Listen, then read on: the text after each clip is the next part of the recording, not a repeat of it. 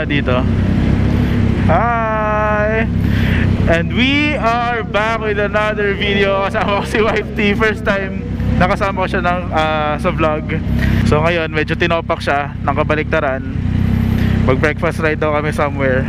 Pero punta lang kami ng Kaulayaw para medyo malapit lang. Time check 5:50 AM. So maaga pa. Wala pang ilaw. Wala pang liwanag. Tapos hindi tayo pwede masyado ng mabilis kasi meron tayong speed limit sa likod. Siguro short video lang to. Sa mga hindi pa nakakapunta ng Kaulayaw, sobrang solid ng coffee doon. Yung food sucks lang, pero yung view maganda rin. So samahan nyo lang ako. Good morning lahat sa inyo. Hi ka ulit.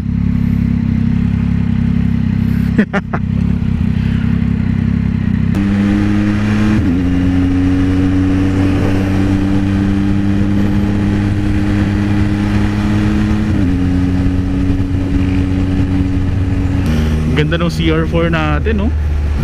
Kitang kita. Kasi medyo madilim pa, di ba? So talagang kitang kita talaga hanggang doon. So sulit talaga tong purchase na to eh. So sorry kung medyo madilim pa kasi sobrang inagahan namin. Ayaw namin mapawisan sa traffic. At saka sa totoo lang, hirap ako kapag may OBR. So mas gusto kong bumiyahin na lang ng maaga para mas relax, di ba? Kaya yun, medyo sumobra sa aga yung vlog natin. Sobrang pangit talaga ng daan dito sa EDSA. So nayuyugyugan si Mrs. Feeling niya sobrang bilis. Pero ang totoo niyan, tinan mo, naunahan lang ako ng scooter, oh. Ang totoo niyan, yung daan lang talaga dito sa atin. Naalala ko nung nasa Dubai kami, hindi mo mararamdaman na ang bibilis ng kotse doon. Kasi yung andar nila smooth lang. Dito kasi parang kahit mabagal ka, magmumukha kang nayuyugyug, akala mo mabilis ka, parang careless ka mag-drive. So nasa road din talaga, nasa road condition din talaga. Sa Dubai sobrang smooth lang eh.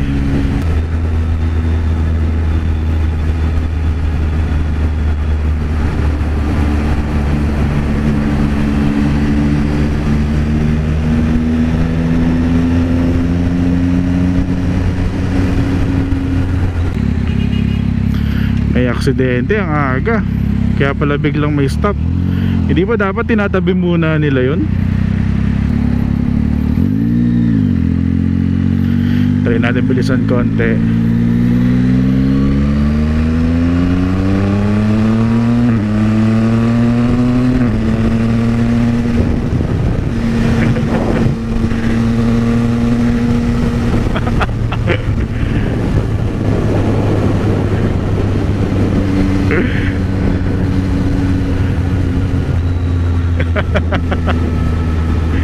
Maraming kainan eh. Etong pakaliwa dito, nalala mo to? La Creperie. Oh no, ang taas.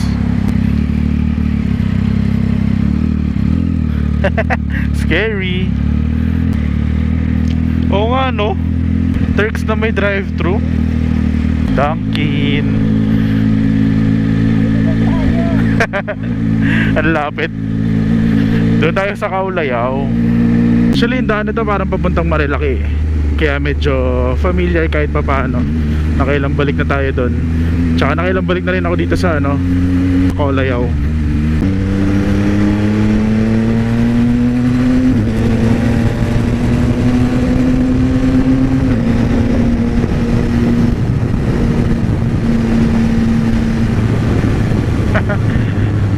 Sarap, lamig.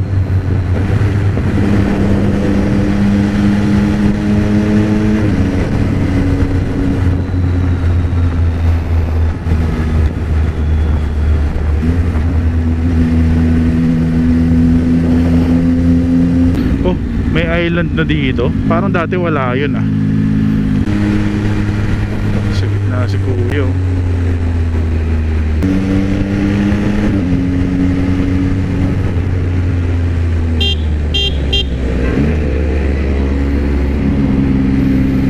Parang gusto pa talaga niya ituloy, no?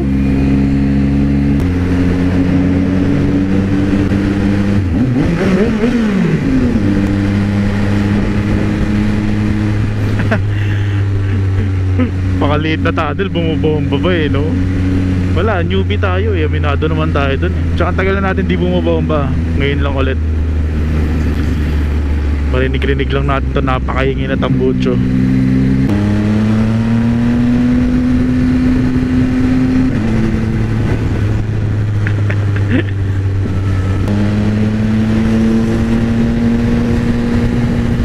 Woo, lamig. Dami nagbabike oh.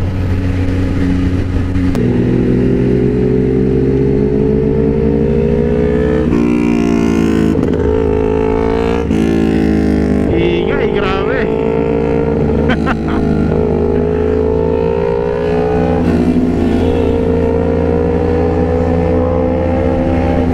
Mas sabog yung tambucho niya in a good way ha. Grabe, lakas ng tunog, solid.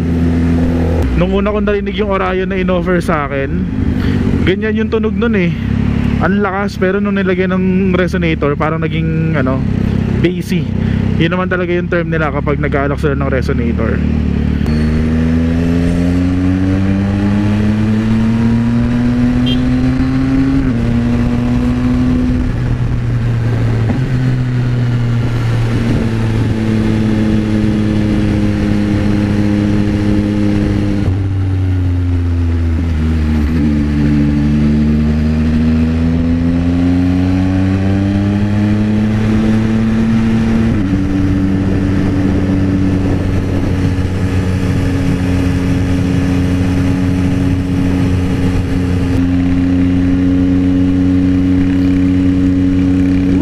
Sarap, konting twisties, pero chill lang.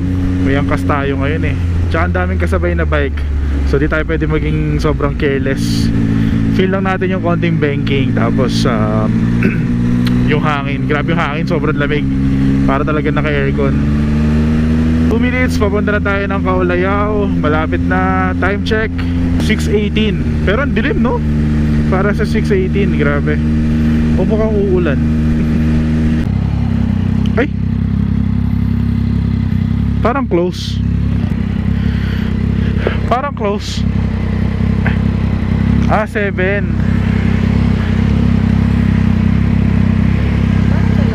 Eto, may pindot lang eto. Mag-hi ka muna. Mag-hi ka muna. Hello. Suot niyo yung Showy natin na bagong helmet.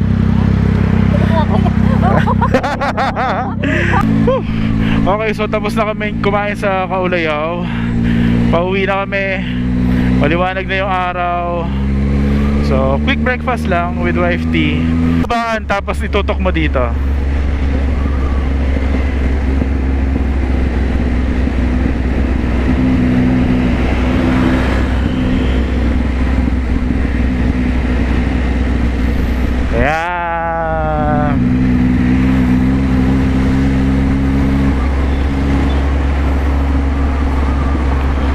By the way, yung Kaulayaw pala, masarap talaga yung coffee nila, lalo na yung Amore or yung Spanish latte nila. Kakaiba kasi compared sa mga usual na natitikman natin.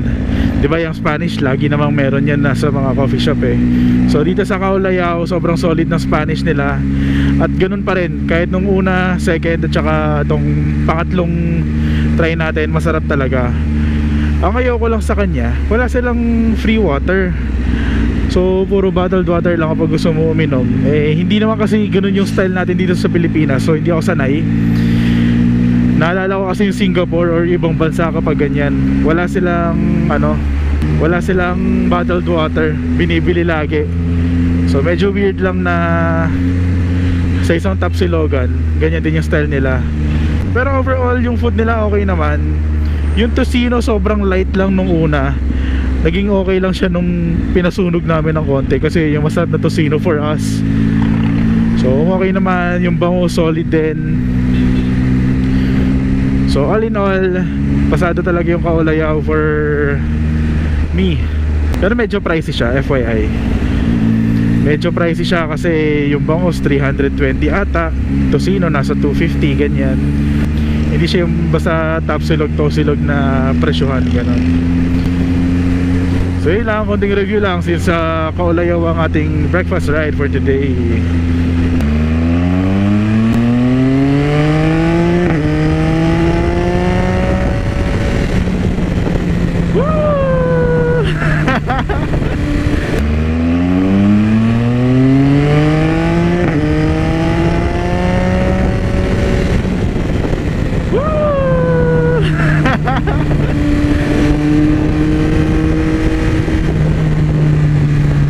konti-konti lang.